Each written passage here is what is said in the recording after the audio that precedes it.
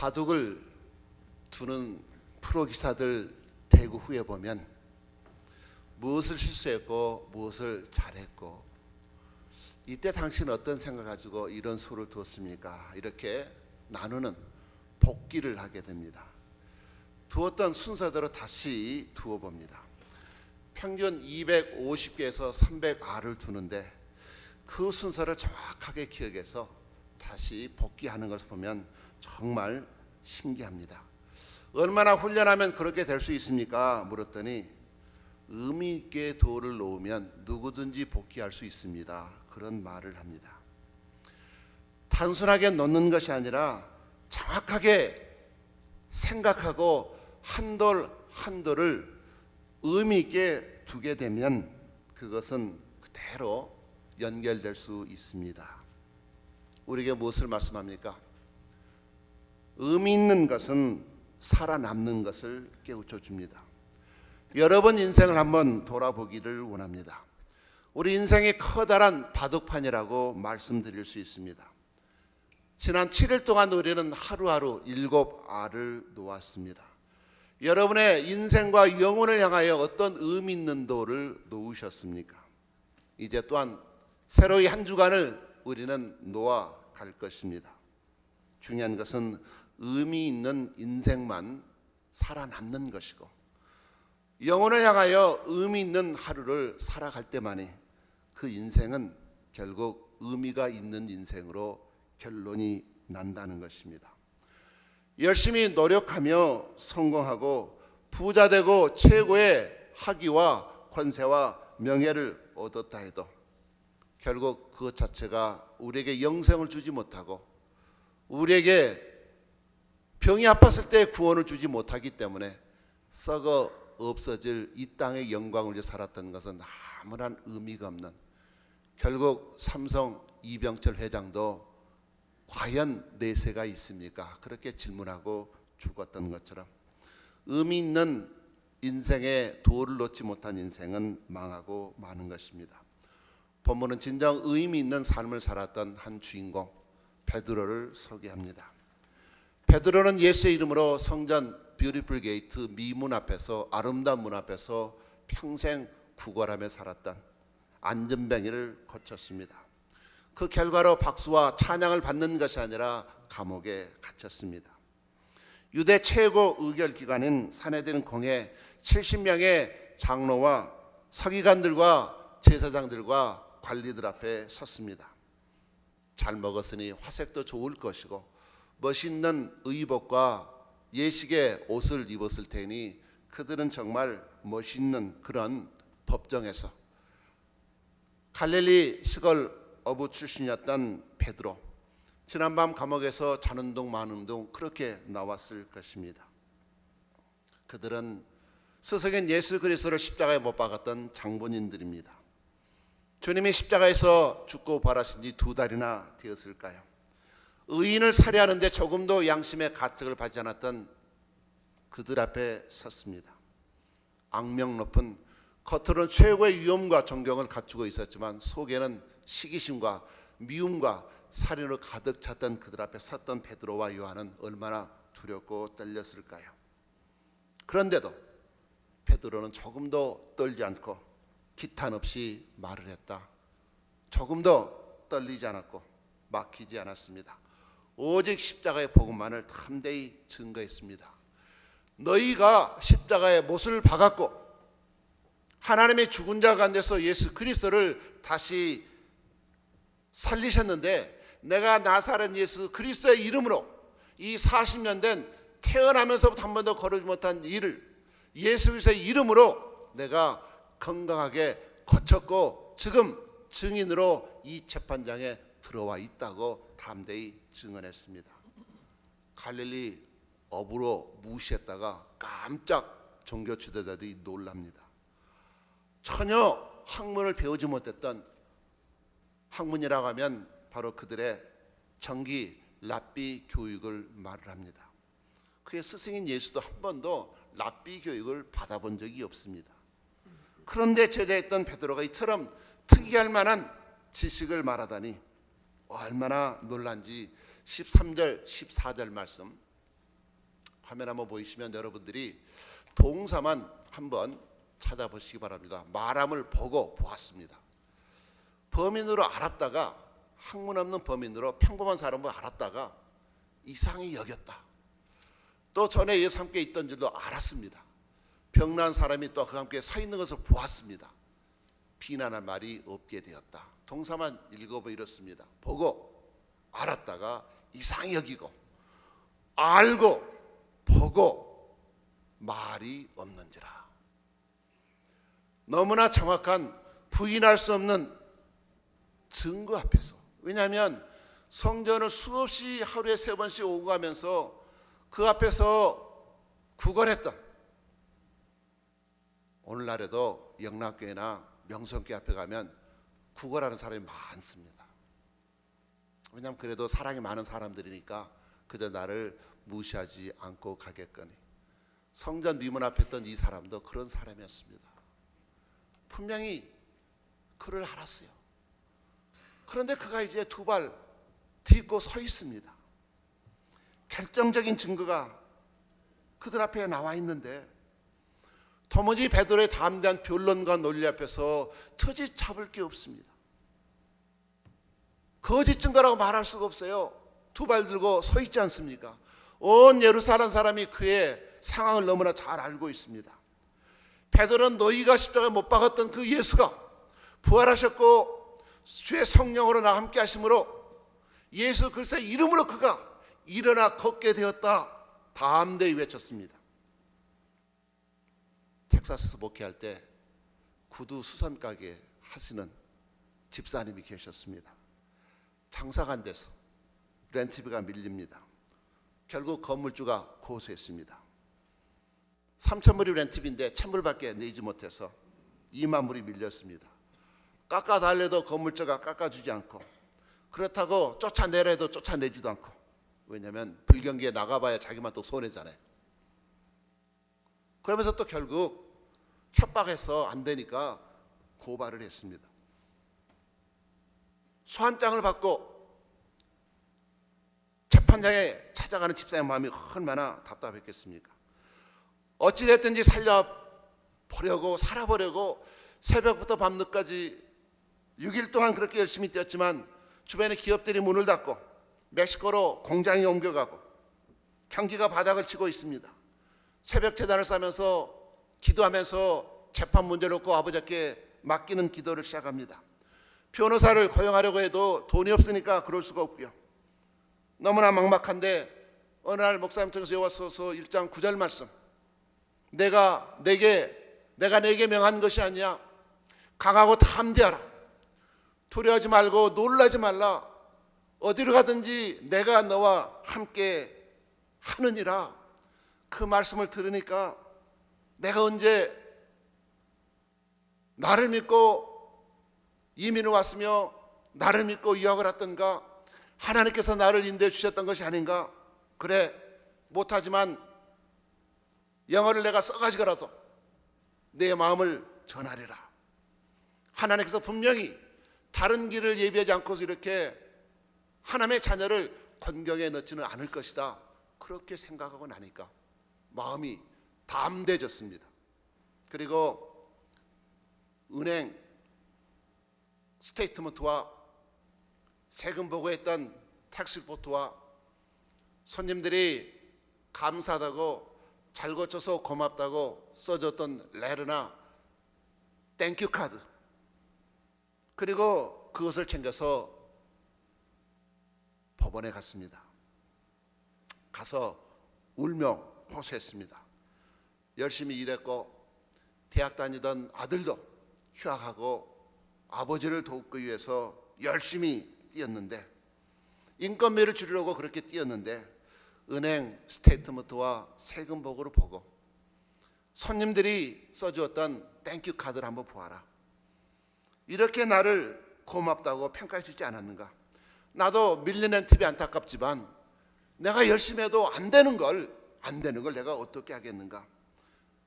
문을 닫으라면 문을 닫겠다.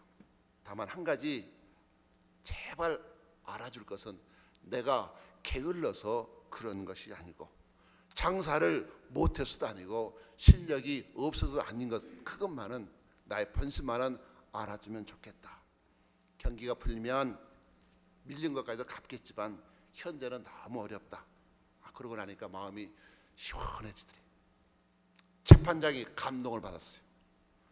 영어는 잘 못하지만 성실하게 크리스찬으로 살아가는 그 진실한 모습을 보고 당신이야말로 트루 아메리칸이다. 이 땅에 살 자격이 있다.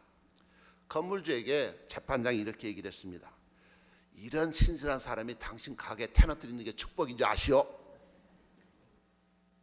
두 가지 옵션을 주겠어. 당신 재산이니까 원하는 대로 해주겠어. 나가라고 그러면 당장 나가도록 열쇠 바꾸도록 허락을 해줄 것이고, 그러나 남기 원한다면 밀린 돈 싹 제로로 탕감해주고 렌트비 1,000불로 하시오. 선택은 당신이 하시오. 랜드로드 어떻게 선택을 했을까요? 탕감해주고 1,000불로 깎아주었습니다. 재판을 마치고 나온 집사님 표정이 어떠했겠습니까? 망했다 했는데 주님이 용기 주셔서 정말 승리하는, 결과가 역전되는 그런 일이 임했습니다. 성도는 어떤 환경 속에서도 좌절하면 안 됩니다.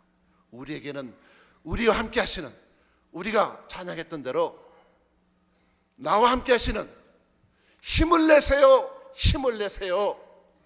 여호와 하나님께서 고난 속에 우리와 함께 하시잖아요. 자네들은 공연들이 유명한 표적이 난 것 우리 부인을 못한다. 왜냐하면 온 예루살렘 사람들이 성전 미문 앞에 구걸하는 그 사람을 다 알고 있기 때문에 그렇습니다. 그들 역시 치유의 사건은 놀라우신 하나님의 기적이고 표적이다. 그런데도 그들은 주님을 믿는 것이 아니라 어떻게 하면 자신들의 종교적 기득권을 유지할 것인가. 자꾸 베드로와 제자들이 복음을 증거함으로 너희가 죽인 예수 그리스도를 하나님께 살리셨다 이러니까 자신들은 죄인으로 드러난 것이 싫고 어찌됐든지 복음을 증거하지 못하도록 그렇게 진리를 맡겠다고 위협을 해서 보내게 됩니다. 18절 말씀에 이렇게 협박을 합니다. 같이 읽어보시죠. 그들을 불러 경고하여 도무지 예수의 이름으로 말하지도 말고 가르치지도 말라 하니 전도 못하게 협박만 하고 풀어주었습니다. 열심히 전도했던 결과로 감옥에 갔지만 담대히 복음을 증거했더니 오히려 그들의 죄악성과 불법성이 드러나고 주님의 능력만 증거되는 사내들의 공회 앞에서 복음을 증거할 수 있는 그런 축복된 자리를 하나님이 허락해 주셨다는 것입니다. 그래서 베드로와 요한이 담대히 이렇게 19절 20절에 말씀을 증거합니다. 같이 읽어보시죠. 베드로와 요한이 대답하여 이르되 하나님 앞에서 너희의 말을 듣는 것이 하나님의 말씀을 듣는 것보다 옳은가 판단하라. 우리는 보고 들은 것을 말하지 아니할 수 없다 하니, 비록 세상에서 배우지 못하고 가진 것 없는 우리와 같은 평범한 사람들이었습니다. 그런데 최고의 학문을 가졌던 장로와 서기관들과 제사장들이 두 손 들고 말았습니다. 하나님께서 우리가 복음의 사역을 감당할 때 주님의 뜻대로 살고자 할 때 성령의 충만한 능력과 지혜를 주셔서 세상의 지혜를 이기게 하는 줄로 믿습니다. 이것이 우리의 복음의 능력입니다. 그의 나이가 40세라. 태어나면서부터 40세까지 장애자로 살았습니다. 이것은 인간의 힘으로는 도저히 치료 불가능한 상태를 말씀해 주지 않습니까? 이 기간은 또한 이스라엘 백성들이 광야 40년 동안 낮에는 구름기둥으로 밤에는 불기둥으로 인도하셨던 하나님의 은혜 가운데 방황하며 살았던 훈련 기간이기도 합니다. 세상적으로 보면 사방을 둘러봐도 어떤 소망도 어떤 축복도 찾아볼 수 없는 너무나 불쌍한 인생이었습니다. 그런데 주님이 함께 하심으로 배에서 생명의 강수가 흘러넘치는 놀라운 축복의 역사로 나사렛 예수 그리스도의 이름으로 일어나 걸어라 했더니 그 근육의 힘이 나서 일어나 걷고 춤추게 되었다는 것입니다. 할렐루야. 그런 역사가 여러분 삶 속에 임하게 주님의 이름으로 축복합니다. 진정 우리가 이 땅에서 만나야 될 분이 있어요. 그분은 누구이십니까? 천하 사람들 중에 구원을 받을 만한 다른 이름을 준 적이 없으니 건축자들이 버린 돌이 친히 진모퉁이의 머릿돌이 되었다다. 바로 예수 그리스도를 만나는 것이 이 땅에 사는 우리 모든 사람들의 최고의 숙제가 되겠습니다. 그분을 만나고 은혜를 입고 제사함 받고 영생의 축복을 누리는 바로 그것이 이 땅에 살면서 우리가 해야 될 숙제가 되겠습니다. 주님을 영접하고 회개해서 주의 제자가 된 한 중국 크리스찬이 있습니다. 자신이 만난 예수 그리스도를 이렇게 그는 고백을 했습니다. 그동안 진리를 찾아 많이 여기저기를 떠돌았던 사람입니다. 나는 어지럽고 힘든 세상을 돌아다니다가 발을 헛디뎌 그만 깊은 우물에 빠지고 말았습니다. 도저히 혼자서는 빠져나올 수가 없어 살려달라고 외쳤습니다. 마침 지나가는 어떤 이가 저를 쳐다보더니 한순간의 실수로 잘못되는 것이 사람이거늘 다음부터는 조심하시오 하고는 가버렸습니다. 다음에 온 사람은 당신은 전생에 지은 죄가 너무나 큰가 보고 전에 지었던 잘못을 모두 뉘우치면 다음 생에는 극락으로 갈 것이요. 그리고 가버립니다. 그러나 잠시 후에 나타나는 사람은 아무 말도 없이 깊은 우물에 직접 들어오더니 자기를 밟고 올라가시오 이렇게 말해 주었습니다. 바로 그가 나를 구원해 주었습니다. 나중에 알고 보니까 처음 만나서 절대 죄짓지 말고 실수하지 말고 잘 사시죠.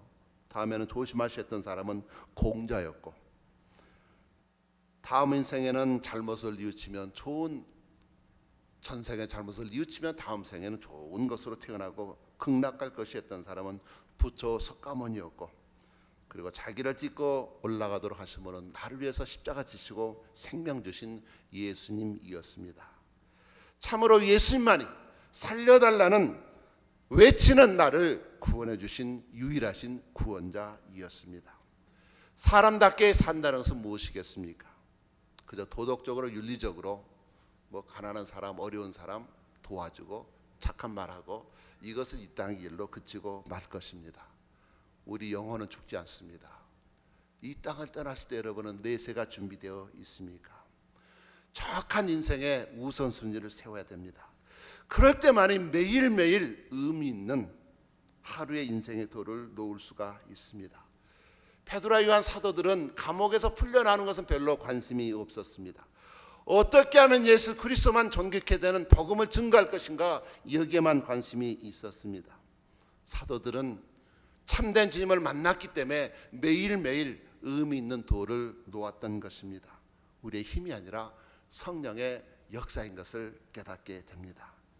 세상의 지식이 하나님의 성령의 사람에 붙들린 사람을 감당할 수 없는 것입니다. 베드로는 학교를 다녀본 적이 없는 갈릴리 시골 어부입니다. 제사장들은 예루살렘에 떵떵거리며 좋은 가문에서 랍비 학교를 나온 엘리트 중에 엘리트입니다. 쉽게 얘기하면 초등학교도 못 나온 사람이 하버드 대학교 나온 사람 압도하고 말았습니다. 세상적으로 아무리 똑똑해도 예수를 믿지 못하면 영생의 소망이 없으면 이 세상에 헛된 똑똑이밖에 되지 않는다는 것입니다. 하나님의 일은 세상의 지식이나 세상의 능력으로 하지 못합니다. 고린도전서 1장 25절은 하나님의 어리석음이 사람보다 지혜롭고 하나님의 약하심이 사람보다 강하니라. 하나님께서 세상의 천한 것들과 멸시받는 것들과 없는 것들을 택하사 있는 것들을 피하려 하시나니 이것이 바로 복음의 비밀입니다. 가진 것이 없다고 화가 부끄럽다고 전혀 예수 그리스도 안에서 부끄러워하지 마시기 바랍니다. 예수 그리스도 안에 있는 자에게는 정말 주님께서 새롭게 태어나는 뉴 크리에이션 새로운 피조물로 우리를 거듭나게 하시는 능력이 있는 줄로 믿습니다. 그래서 저는 과거를 묻지 않습니다. 왜? 저하고 목회를 해보지 않았기 때문에 그렇습니다. 저는 여러분의 주님의 사랑을 증거하려고 하고 그것을 위해서 최선을 다할 것입니다. 어제까지 눈물이 있었다 할지라도 이제 오늘부터는 정말 서로가 전해서 용서해주고 덮어주고 이제는 주님께서 우리에게 주신 생명을 향하여 의미 있는 사랑의 관계성 속에서 하루하루 살아야 되지 않겠습니까? 그렇기 때문에 핍박이, 때로는 고난이 우리에게 복음을 증거할 수 있는 좋은 기회로 연결된다는 것을 잊지 마시기 바랍니다. 하나님께 사랑하는 자들은 모든 것이 합력하여 선을 이루시기 때문에 그렇습니다. 인간의 계략으로, 인간의 핍박으로 절대로 하나님의 능력의 역사를 막을 수는 없는 것입니다. 세 번째로, 복음은 환난과 핍박 속에서 더욱더 빛이 나게 됩니다. 사형 집행장에서 사형수들에게 복음을 전했던, 하나님이 고치지 못할 사람은 없다란 간증스러웠던 박효진 장로님의 간증을 많이 들어보셨으리라 믿습니다. 그는 타종교와 또 예수님을 건성으로 믿었던 자들과 참되게 예수 그리스도를 믿었던 자들을 그는 사형 현장 집행장에서 부활의 소망이 있다는 것이 얼마나 놀라운 엄청과 생명력이 된다는 것을 수많은 사형수를 지켜보면서, 수많은 사형수의 복음을 증가하면서 그는 담대히 복음의 말씀을 증가하고 있습니다. 사형수 치고 죽음 앞에서 두렵지 않는 사람들이 어디가 있을까요? 그냥 어떤 중이 왔는데 사형대 앞에 서서 그냥 온전히 그냥 배설물을 다 쏟고 세상을 저주하고 가는 모습으로 보았다는 것입니다. 그런데 우물에 빠진 사람을 구원해 주실 일은 예수 그리스도밖에 없는 것을 뒤늦게 예수 믿고 고재봉 같은 살인자도 자신의 눈과 장기를 모두 기증하고 사형 집행장에 온 사람들에게 여러분들도 예수님을 잘 믿고 천국에서 다시 만나 배웠기를 바랍니다. 오히려 그런 살인자가 복음을 증가하는 위대한 성인으로 바뀌는 모습을 바라보았다는 것입니다. 우리를 사망과 죄에서 구원하실 분은 오직 예수 그리스도밖에 없음을 믿습니다. 1년에 130만 명, 매일 전 세계적으로 3,287명이 자동차 사고로 죽는다고 합니다. 미국 통계는 어떨까요? 작년에 3만 7천 명이 죽었으니까 매일 오늘 하루에 100명꼴로 교통사고로 죽임을 당합니다. 언제 죽을지 모르는 것이 우리 인생인데 여러분은 여러분의 영생을 준비하셨습니까? 신앙생활하다가 여러 번 많은 생각지 않은 어려움을 만나게 됩니다. 예수님을 잘 믿는 대기업 부장이 있었습니다. 영어를 잘하고 국제부와 해외지사에서 근무도 했고 하는 일마다 잘 되니까 승승장구해서 많은 성과를 올렸습니다. 그러면 잘 돼야 될 텐데 사람들이 시기 질투해서 결국은 너 한번 엿먹어봐라 해서 영업부로 발령나고 말았습니다. 자, 영업부는 못하는 곳인지 아시죠? 술 대접해야 되고 골프 대접해야 되고. 영업부로 발령을 받고 난 후 그는 매일 밤 12시부터 새벽까지 술자리에 참석합니다. 주일에는 골프 대접하러 가야 했습니다. 점점 신앙생활에 타격을 입게 되면서 고민과 갈등이 임합니다. 주일을 위해서, 신앙을 위해서 이 좋은 자리를 박차가 나올 것인지, 목구멍이 포토청이라는데 이런 상태로 계속 회사를 다녀야 할 것인지 여러분 같으면 어떻게 하시겠습니까? 많은 고민을 하기 시작을 했습니다. 그리고 하나님 앞에 집중 기도를 들어갑니다. 기도하다 보니까 바야가 원하는 것은 술대접이나 골프장이 아니겠구나. 그가 원하는 것은 최고의 상품을 최고의 값에 최고의 서비스로 제공받는 것이 아니겠는가. 좋은 계약을 성사시키는 것이 서로 윈윈이 될 것이다. 그런 깨달음을 성령이 주셨습니다.